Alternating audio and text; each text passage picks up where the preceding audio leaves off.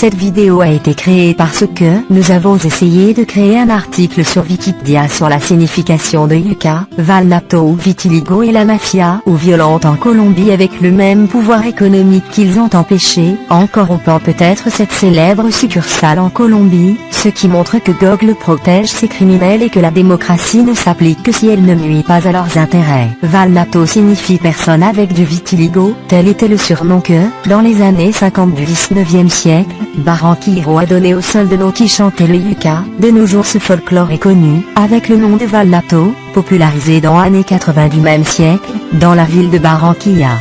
Comme vous pouvez le constater, le vitiligo est supposé endommager les selles de la peau, ce qui n'est pas le cas chez les personnes de couleur, dont la différence est la cause de signaux erronés.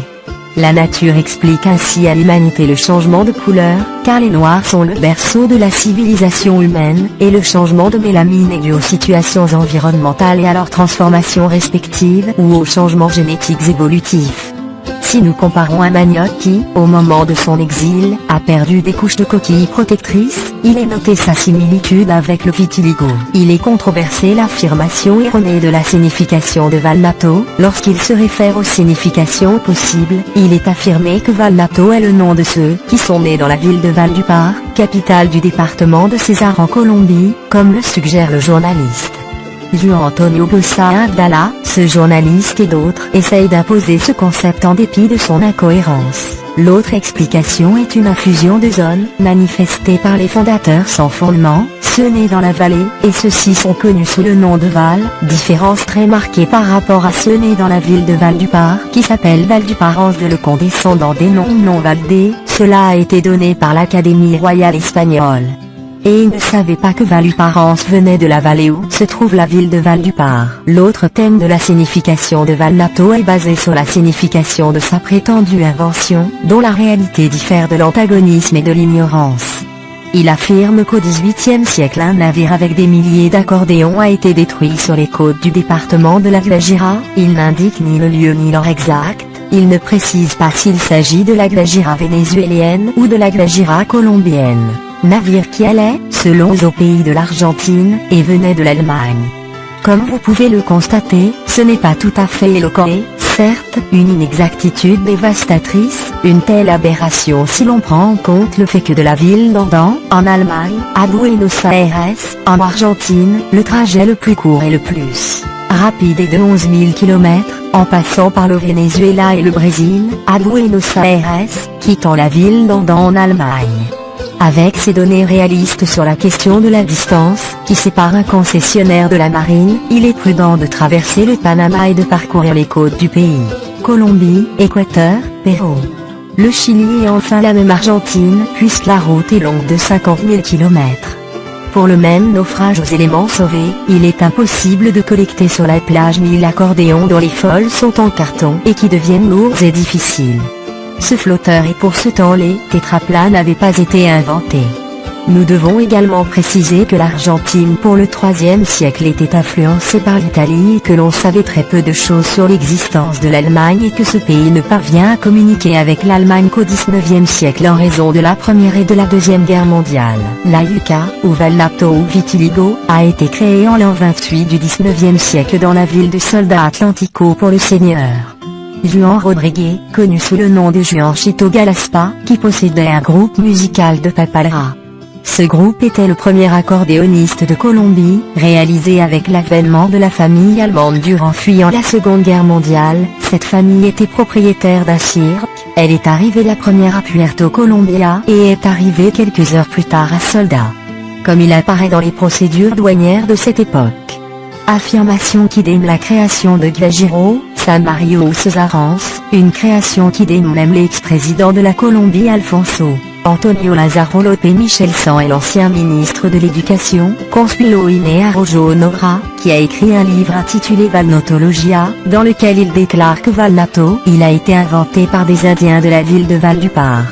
l'affirmation de ces messieurs avec tout le respect qu'un patient mental mérite est sans égale dans l'éloquence selon laquelle la ville de Val-du-Parc a été créée le 21 décembre 1967 par l'ancien président, également décédé, Carlo Restrepo, selon la loi 25, étant le premier gouverneur, M. Alfonso Antonio Lazzaro Lope Michelson, c'est ce même monsieur qui a créé le festival de l'accordéon en 1968, aujourd'hui le festival de Valnato.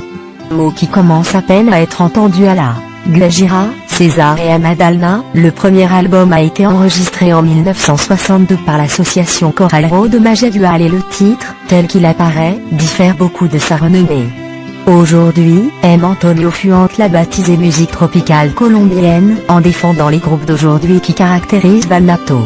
C'est en 1980 que le nom de ce folklore Valnato, des groupes comme El Binomio de Ro, George Nat, Dion de Dia, Lo Diablito et d'autres plus semblables à la vieille garde comme Aníbal Velázquez, Alfredo Gutiérrez, qui dans ses albums de musique donnent le nom qu'ils l'ont mis au Coralero de Majagual. Mettant ce nom de la part de M. Antonio Fuente, qui croyait que ce folklore venait du Panama, la différence avec le guarare est grande et remarquable. Dans la version Guajira de l'invention du yucca, lorsqu'ils soulignent le XVIIIe siècle, et disent que le navire détruit portant des accordéons en Argentine, ils ne se sont pas rendus compte que leur affirmation ne donnerait pas de signe ferme, d'abord parce que l'Argentine n'avait pas beaucoup de liens commerciaux avec l'Allemagne. L'Argentine était plus ancrée en Italie, que les liens étaient plus étroits et que le tango, avec lequel l'accordéon était largement utilisé, a acquis sa renommée dans les années 50 du 19e siècle et les accordéons étaient d'origine italienne. Et ce qui est encore pire, c'est que si le menteur croit ses propres mensonges, il perd sa crédibilité, car il s'avère que c'est dans l'année 30 du 19e siècle que l'électricité commerciale est arrivée en Colombie, et seulement dans les années 36 du même siècle. Le lecteur de disques vinyle arrive et c'est dans les années 80 de ce même siècle que le disque numérique arrive. Et la validité redondante clarifiant la situation économique du citoyen ordinaire était la pauvreté absolue, c'est-à-dire qu'il n'y avait pas d'argent pour s'offrir ce luxe économique. C'est pourquoi, dans les années 50 de ce même 19e siècle, les artistes de rue s'appelaient aussi Valnato, parce que sa profession n'était pas constante et que sa rémunération dépendait de redevances volontaires provenant de l'espionnage occasionnel, surnom de Valnato, que l'on entend surtout dans le Bon de la Banana, le département de Madalna. Je tiens également à préciser le Bon qu'a connu le yucca ou le Valnato. C'est grâce au carnaval de Barranquilla que, pour les années 80 de ce 19e siècle, un Congo de Ro a été créé pour la modalité Valnato. Bien entendu, ses organisateurs ignoraient que le mot Valnato signifiait vitiligo, ainsi que le vrai nom de ce folklore que ses inventeurs ont mis dans le yucca, si comme cela sonne, mot qui est attribué aux personnes qui aiment le vitiligo ou le Valnato, ceci par rapport au yucca. Chanté seulement par des ignorants, jetable, sans toit, c'est-à-dire qu'ils n'aimaient pas la classe supérieure de la société puissante et dirigeante, c'est-à-dire les riches et les dominants de cette époque, les années 50 de société du 19e siècle, le folklore à caractère stéréophonique de cette manière. En ce qui concerne le succès ou l'acceptation de yucca, vitiligo ou Valnato dans la communauté de Guajira, c'est en raison de l'explosion de la contrebande, ainsi que de la culture illicite de la marijuana, activité économique qui a apporté le pouvoir économique à cette région, accompagnée les avancées technologiques des années 60 de ce 19e siècle ont eu une plus grande couverture et que, si cette clarification est ignorée, elle revendique à juste titre l'invention du dit folklore, sans prendre en compte ses applications contradictoires du sens du mot Valnato. Cette clarification est accompagnée, dans la déclaration faite en vidéo, dont le lien est https www.youtube.com/vatch.d'interrogation v=pf2-humain9q et qui sert de support historique et réel, basé sur les commentaires qui ont été créés ici. Au sujet de la vidéo qui examine la situation actuelle des violations systématiques des droits de l'homme, où ni le folklore n'est sauvé par des partis violents, qui sont basés sur leur pouvoir protégé par un paramilitarisme autoritaire, où le pouvoir économique règne. Il faut également préciser que les Madalnans revendiquent également l'invention de ce folklore, la yucca ou Valnato, ou vitiligo. Selon eux, ils ont un patriarche nommé Francisco l'homme, qui lui est apparu comme le diable et l'a défié. Ce ce monsieur lui a demandé de Dieu une arme pour vaincre le diable. Dieu lui envoya un accordéon allemand en maca, avec le même ange Gabriel, et ceci au moment de la livraison. Il dit à M. Francisco qu'il avait touché notre père à l'envers au diable, le battant immédiatement, et c'est ainsi que les Magdalens ont inventé le yucca ou valnato ou vitiligo.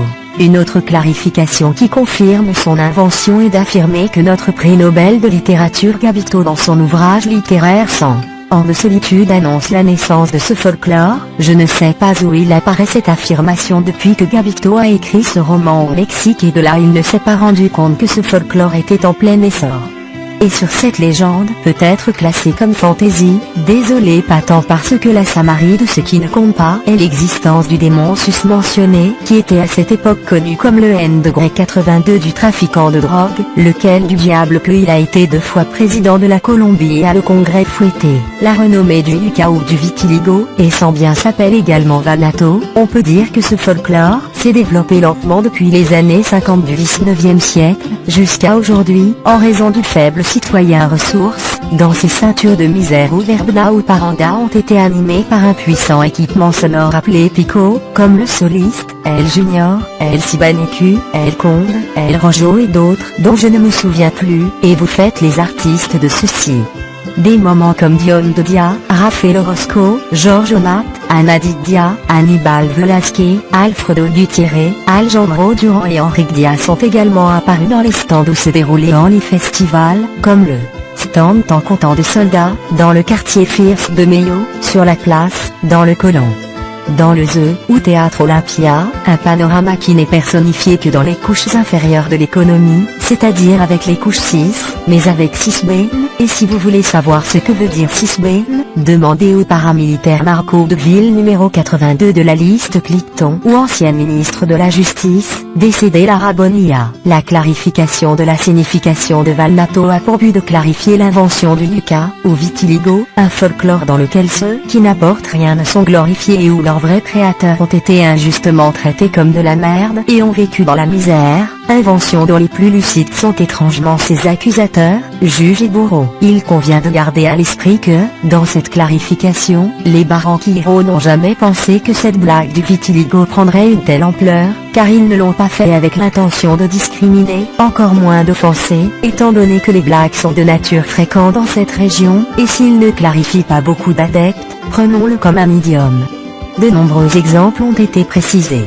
Quand ils disent à un homme que vous êtes un macho, c'est en réalité qu'ils disent homosexuel. Un homme qui colle le bâton d'un autre homme et tapote celui qui se salit.